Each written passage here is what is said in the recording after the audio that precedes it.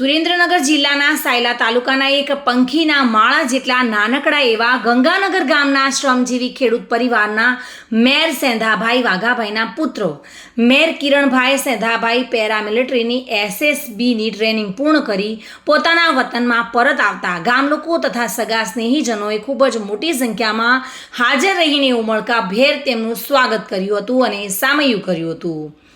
સમગ્ર મેર પરિવારજનોમાં આનંદની લાગણી ફેલાઈ ગઈ હતી। કિરણભાઈ તેમની રજા પૂર્ણ થાય ત્યારે દેશ સેવામાં બિહાર મુકામે મા ભૌમની સેવામાં હાજર થશે।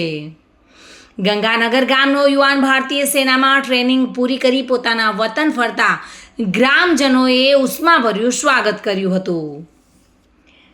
જયસિંહભાઈ સારોલા સાથે bureau report, today Gujarati news.